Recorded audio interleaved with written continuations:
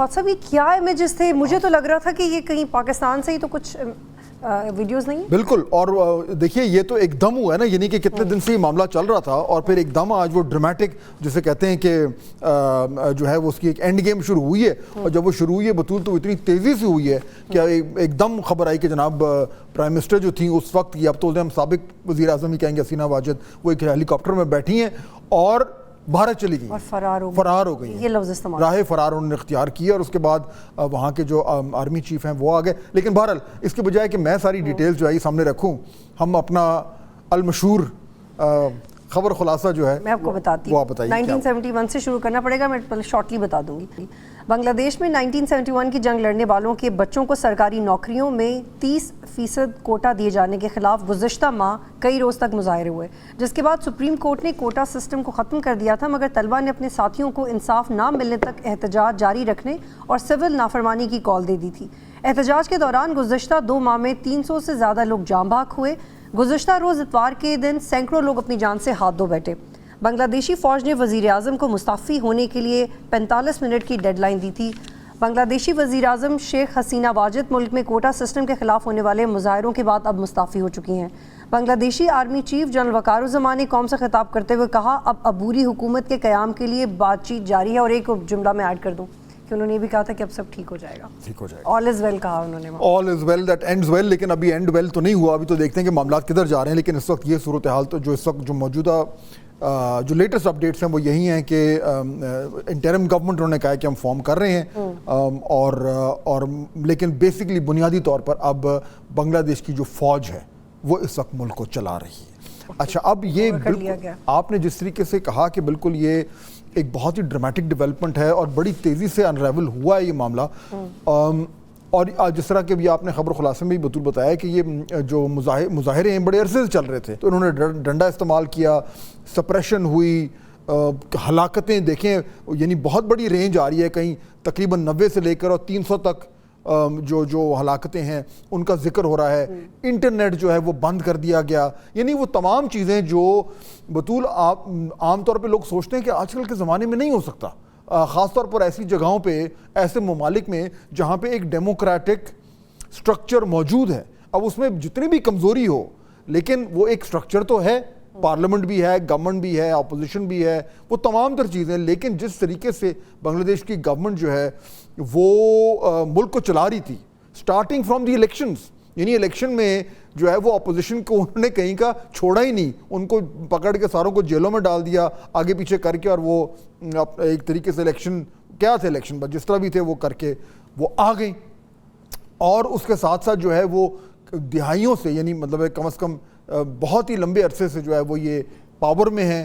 اور کہا جا رہا تھا کہ نہ صرف یہ کہ وہ مکمل طور پر بنگلہ دیش کا جو سرکاری سٹرکچر ہے اس پہ حاوی ہیں, بلکہ ان کی فیملی کی بھی بڑی بڑی کہانیاں تھیں کہ انہوں نے بھی ماشاءاللہ کوئی موقع ہاتھ سے نہیں جانے دیا اپنے آپ کو انریچ کرنے کا. تو غرض یہ کہ ایک سٹرینگل ہولڈ تھا, لیکن ultimately at the end of the day وہ سٹرینگل ہولڈ کتنا جو ہے وہ اسٹرانگ ہوتا ہے اور کتنی جلدی وہ ریت کی, جس طرح ریت آپ کے ہاتھوں سے نکلتی ہے اس طریقے سے وہ نکلا اور یہ ہوا. اچھا, اب آبویسلی معاملات جو ہیں وہ انسرٹن ہیں. ابھی دیکھتے ہیں کہ انٹرم گورنمنٹ کیا ہوگی. فوج مارشل لا تو نہیں لگایا, نارملی تو اس طرح کے حالات پیدا ہوتے ہیں تو باقاعدہ مارشل لا لگ جاتا ہے, وہ نہیں لگا. انہوں نے کہا ہے کہ جی ہم کو انٹرم گورنمنٹ رکھیں گے, لیکن فار آل پریکٹیکل پرپسز تو بطور اس ٹائم فوج بنگلہ دیش کو کنٹرول کر رہی ہے. That's a reality. کہنا میں ہی چاہوں گا, دس از, انگریزی میں کہتے ہیں کہ it cuts very close to home. یہ دیکھیے and where is the home, جو اس وقت پاکستان میں ظاہر بات ہے ہم سب یہ دیکھ رہے ہیں جو کچھ ہو رہا ہے, اور بہت سارے لوگ ریلیٹ بھی کر رہے ہیں, اور اگر وہ ریلیٹ کر رہے ہیں تو وہ نیچرل سی بات ہے. دیکھیے کیسے کتنی سملیرٹی ہے امیجز میں, لوگوں کے ایٹیٹیوڈ میں. I have to say this کہ جس طرح سے وہ کسی نے مور اٹھا لیا تھا لاہور میں, وہ انہوں نے بطخ اور بکری اٹھا. چلے میں بہت زیادہ پیرل ڈرا نہیں کرتے, لیکن ایک چیز تو کلیئر ہے, میں یہ ضرور کہنا چاہوں گا. دیکھیے Bangladesh economically was doing very well, یا مطلب میں یہ نہیں کہوں کہ فوراً ابھی تو بہت سارے مسائل ہو گئے تھے. ریزیلینس کی بات کریں نفات صاحب, یہ کہا جاتا تھا کہ دیکھیں جی بنگلہ دیش کا اکنامک میریکل ہے, وہاں پہ کس طریقے سے انہوں نے اپنی اکانومی کو گرو کرایا ہے, ان کا پر کیپٹا انکم کہاں چلی گئی ہے, ان کی جو ٹیکسٹائل انڈسٹری ہے خاص طور پر وہ کہاں سے کہاں پہنچ گئی ہے, وہ کتنا زیادہ فارن ایکسچینج کما رہے ہیں, ان کے جو ڈالر ریزروز ہیں وہ کہاں پہ پہنچے ہوئے. یعنی یہ ایک طریقے سے آپ کو یہ ایک ایگزامپل دی جاتی تھی کہ اس طریقے سے بھی گورنمنٹس اور ملک جو ہیں وہ ترقی کر سکتے ہیں.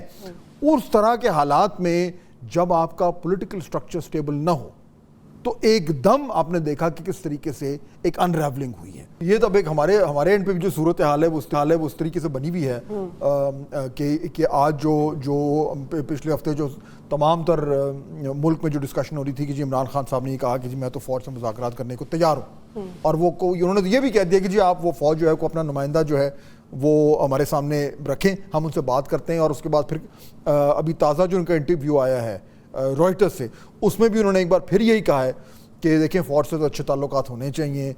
یہ کیسے ہو سکتا ہے کہ آپ اگر سرکار میں ہیں تو آپ کا فوج سے اچھے تعلق نہیں ہے. تو ایک طریقے سے انہوں نے یہ کہا کہ جی میں جو ہے وہ فوج سے لڑائی نہیں چاہتا, میرے سے مذاکرات کریں. لیکن آج جو D G I S P R کی جو پریس کانفرنس ہے اس میں آپ نے دیکھا اس میں کہیں بھی کوئی ہنٹ نہیں تھی کہ اس آفر کے نتیجے میں اس طرف سے رویہ جو ہے اس میں کوئی لچک آئی ہے, اس میں کوئی نرمی آئی ہے, اس میں کوئی تھوڑا سا ایک قدم پیچھے ہٹنے کی بات ہے. تو میرے خیال میں وہ صورتحال جوں کی توں ہے, لیکن اس میں ذرا بات کریں گے تفصیل سے پروگرام کے اگلے حصے. لیکن ایک بات کا جواب دیں کہ یہ جب کہتے ہیں کہ مذاکرات کر لیں اور نمائندہ مقرر کر لیں, تو کیا اس کا مطلب یہ نہیں ہو سکتا کہ یہ معافی بھی ہے ایک طرح کی؟ فار بیٹر ٹرانسلیشن میرا نہیں خیال, کیونکہ دیکھیے معافی تو تب ہے نا کہ جب وہ یہ ایکسیپٹ کریں پی ٹی آئی کہ جی مے 9 میں ہم انوالو تھے, ہم سے غلطی ہوئی ہے اور ہم اس کے لیے معافی چاہتے ہیں. وہ تو بالکل کہیں دور سے وہ یہ نہیں کہہ رہے.